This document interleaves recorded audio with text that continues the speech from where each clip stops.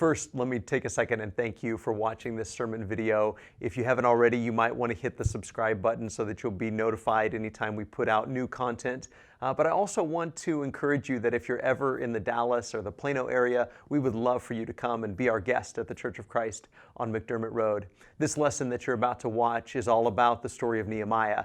Nehemiah has been used in various ways. A lot of people like to talk about his leadership skills and all of the good things that he did. But it's also a story that leaves us longing for the Messiah. I hope that this lesson brings you some encouragement. Well, good morning, church. It's good to see everybody this morning. I've probably told you this story that I'm going to tell. I've probably told it to you before, but there's a good chance you don't remember it. So I'm going to tell it. And whether you remember it or not, I'm going to tell it again because I like this story. When I was 18, I moved from the flatlands of Kansas to the hills of Arkansas. And you know they say about Kansas, they say it's so flat you can watch your dog run away for 3 days, right? It's that, almost.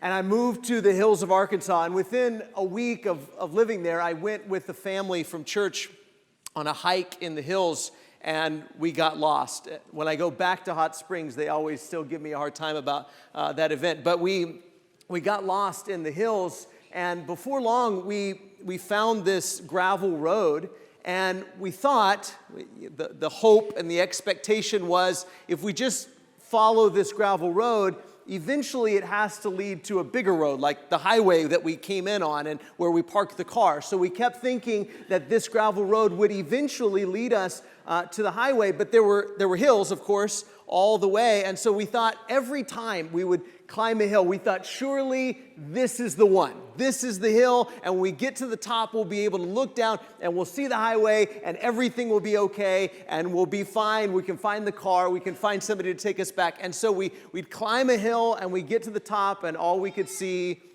was another hill to climb. And so we do that, and then we'd get down to a valley, and we'd say, okay, one more. This is it. I'm positive this time it's the time. I'm sure we'll climb that hill, get to the top, and we can see the highway. And we just kept doing that over and over and over again. And every time we'd get to the top of the hill, confident that we'd see the highway, all we could see was another hill to climb. And we got more and more discouraged. And we went further and further and further. Probably for hours we did this. Eventually we decided it's useless, it's hopeless. There must be just an infinite number of hills to climb. And so we gave up and we turned around and went back. And it's actually a good thing that the state troopers found us about midnight. That's why everybody still gives me a hard time. But state troopers found us about midnight and they got us back to our car, and obviously we're okay. But we found out years later where we had been on all of those hills and how close the highway was, and you guessed it, we were almost there. If we hadn't given up, we were almost to the highway.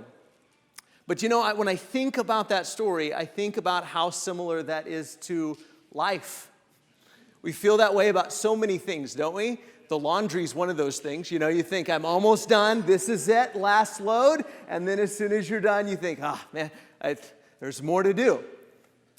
And so much of our life can feel like that. In fact, when we go into a new year or some sort of a new project, we often feel like that. Like, this is the year. After this is done, after I push through this last effort, this last project, this last thing on my to-do list, once this is done, once I conquer this hill, once I climb this mountain, then, it's going to be peace and tranquility. It's going to be paradise on the other side. Movies, stories kind of teach us to think like that, don't they? There's a conflict, and you fight through the conflict, and on the other side, you live happily ever after, right? You just got to get through this one last conflict. You just got to get through this one last task. You just got to climb this one last mountain, and on the other side, it's going to be so perfect. And we often go into projects or we tackle things on our to-do list with that mentality. But then once we climb that hill, we often see there's another hill on the other side to climb.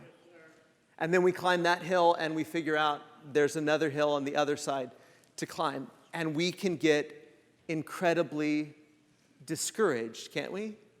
Feeling like this effort that I have to be a better person or to have a better life or to be the person that I've always wanted to be, the husband that I've always wanted to be, the father I've always wanted to be, the wife, the mother, the neighbor, the Christian, the follower of Jesus that I've always wanted. If I could just get through this one thing, then on the other side, it's going to be so much easier just to find out there's another hill to climb, and we can get so discouraged.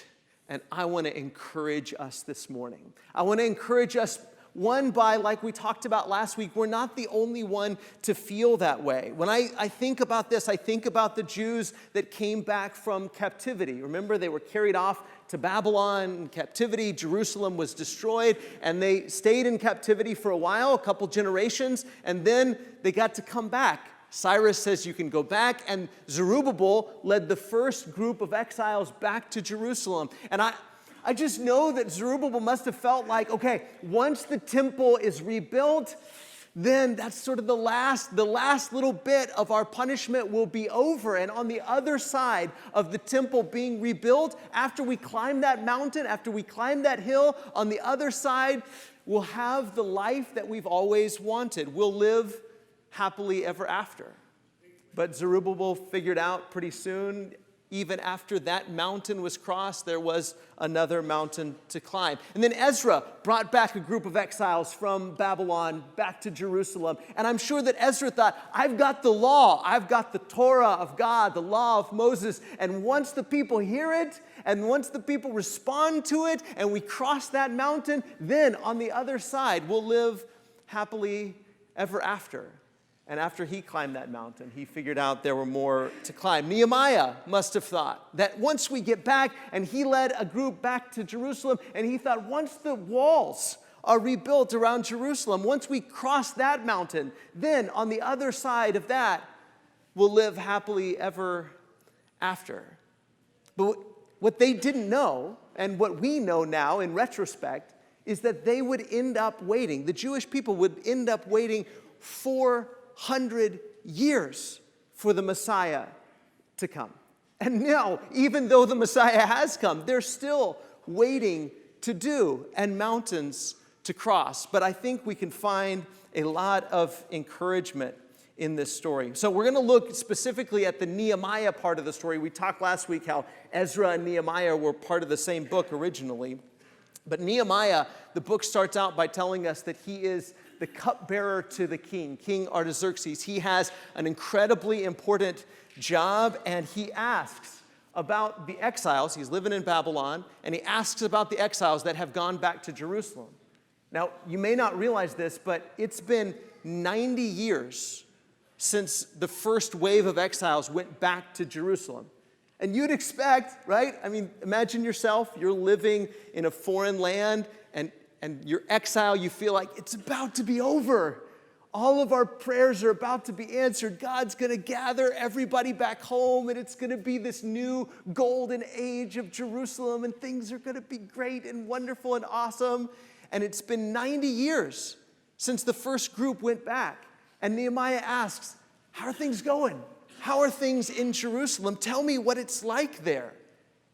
And he gets the report that the walls around the city are still rubble, and the people are living in shame and reproach. Look at Nehemiah chapter 1 and verse 4. As soon as I heard these words about the state of Jerusalem, I sat down and wept and mourned for days, and I continued fasting and praying before the God of heaven. And I said, O Lord God of heaven, the great and awesome God who keeps covenant and steadfast love with those who love him and keeps his commandments, let your ear be attentive and your eyes be open to hear the prayer of your servant that I now pray before you day and night for the people of Israel, your servants, confessing the sins of the people of Israel, which we've sinned against you. Even I and my father's house have sinned. We've acted very corruptly against you and have not kept the commandments, the statutes, and the rules that you commanded your servant Moses.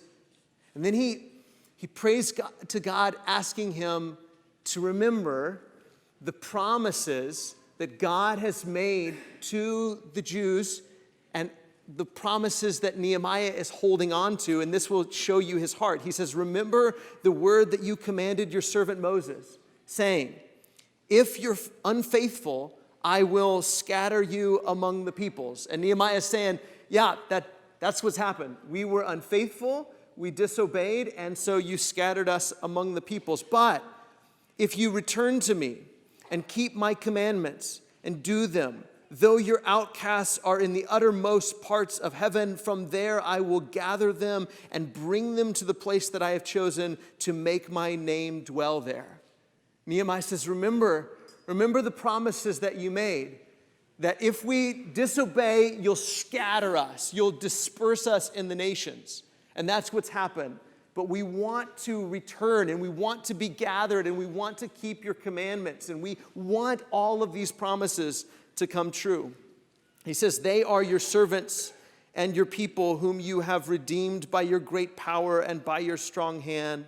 O Lord, let your ear be attentive to the prayer of your servant and to the prayer of your servants who delight to fear your name, and give success to your servant today, and grant him mercy in the sight of this man. So Nehemiah is saying, I'm going to go and talk to the king and help that conversation to go well. He says, now I was cupbearer to the king.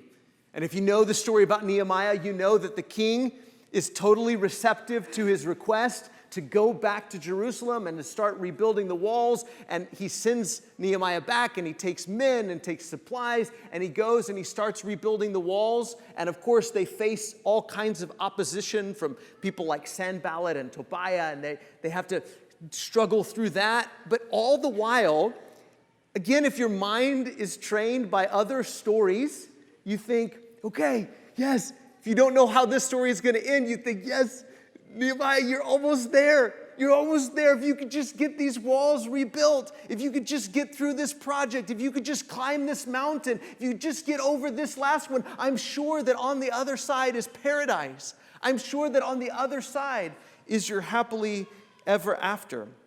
And as they're rebuilding the walls, you start to figure out there's more than just one problem.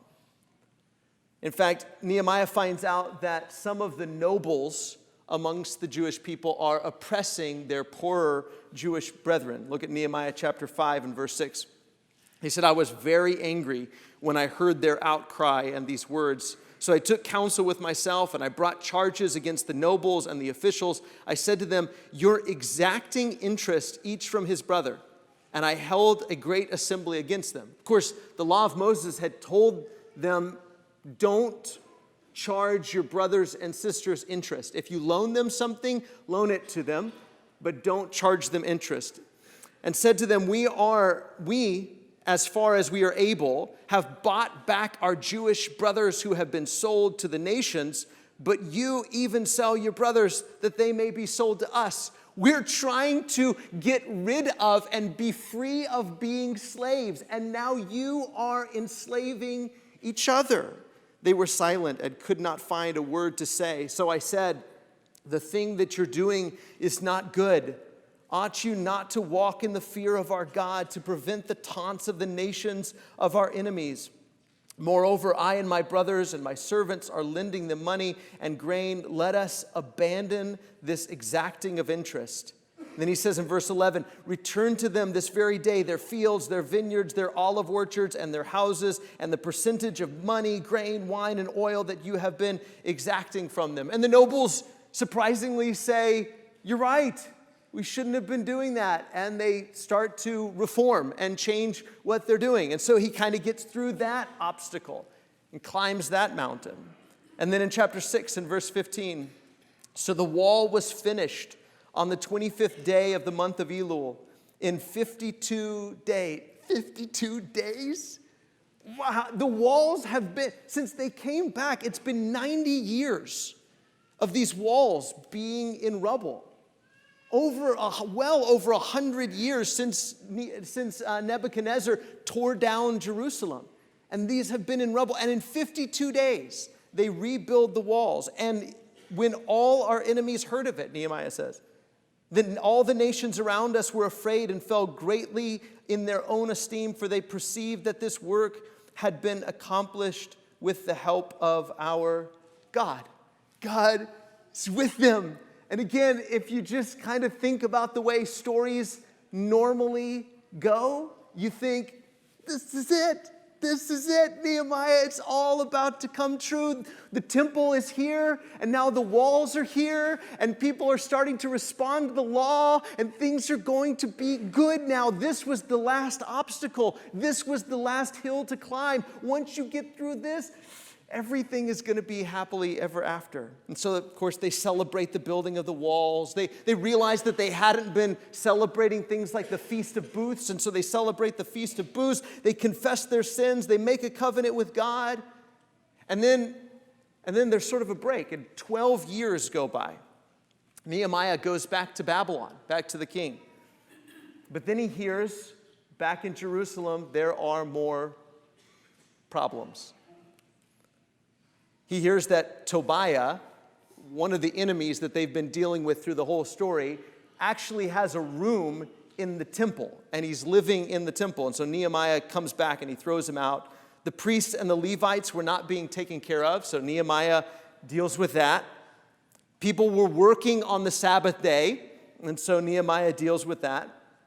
And then the same problem that Ezra dealt with in the last part of that book, the men are still marrying pagan wives, and that frustrates him. Look at Nehemiah chapter 13. Now, this is the last chapter of Nehemiah. In those days also I saw the Jews who had married women of Ashdod, Ammon, and Moab, and half of their children spoke the language of Ashdod, and they could not speak the language of Judah, but only the language of each people. Now again, I want you to kind of see how the story builds. And we've got all of this anticipation, all of this expectation. And again, we know the rest of the story. We know that the Messiah is going to come 400 years later. But they didn't know that. I'm confident that Zerubbabel and Ezra and Nehemiah fully expected the age of the Messiah, the age of peace and prosperity and blessings, was just on the other side of this hill. And then once they crossed that hill, they found another hill. And once they crossed that hill, they found another hill. And just as soon as the walls are rebuilt, then you've got foreigners living in the temple, and you've got people not keeping the Sabbath, and you've got the priests and the Levites not being taken care of. And Nehemiah, every time he turns around, every time he does a load of laundry, he says, there's more to do. There's more to do. There's more to do. And can't you just empathize with his frustration and his disappointment, his discouragement? Verse 25 says, and I confronted them and cursed them and beat some of them and pulled out their hair. And I made them take an oath in the name of God, saying, you shall not give your daughters to their sons or take their daughters for your sons or for yourselves. Nehemiah did so many good things. God was with him in doing so many good things. But I can't help but read this and think, it just gets so discouraging sometimes, doesn't it? I can't help but read that. I don't think Nehemiah was reacting rationally or lovingly. I beat them and cursed them and pulled out their hair, right? But we understand that frustration, don't we? When we have all of this expectation, once I get done with this project, once I straighten things out, once I get rid of this thing in my life, once I make this decision, once I cross this threshold, once I climb this mountain, then everything's going to be good. Then everything's going to be happily ever after. But as we said last week, the whole point, I think, of this story of Ezra and Nehemiah wasn't to say, once they rebuilt the temple, they lived happily ever after. The story's not to say, once they had the law back, they lived happily ever after.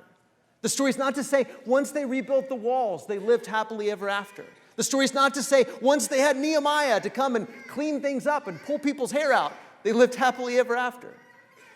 The story was to say, the faithful continued to wait for the Messiah. The faithful continued to press on. The faithful continued to wait upon the Lord. The journey wasn't completed in Nehemiah's day, but the steps that he took and the steps that they took were an important part of the story. So here's sort of the idea that I want us to walk away with today. Every step in the right direction is an important part of the story. Every step in the right direction is an important part of the story.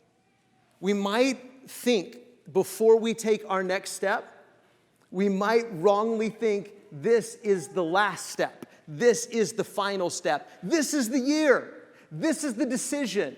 This is the change. And once this change is made, or once this year comes, or once I do this, or once I go there, or once I climb this mountain, then everything's going to be finished and I can finally rest.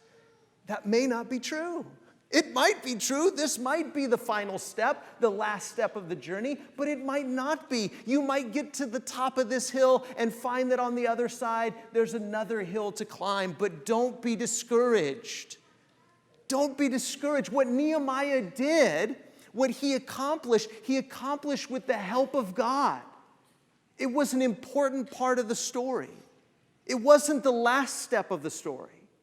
For generation after generation after generation, it would require that there be faithful men and women of God who would continue to drive the story forward, who would continue to take the next step in the right direction. And you and I, as we wait on the appearing of our Lord and Savior Jesus, as we continue to wait, and we continue to climb mountain after mountain after mountain, we can get discouraged and think, this doesn't matter. But it does. Every step in the right direction matters.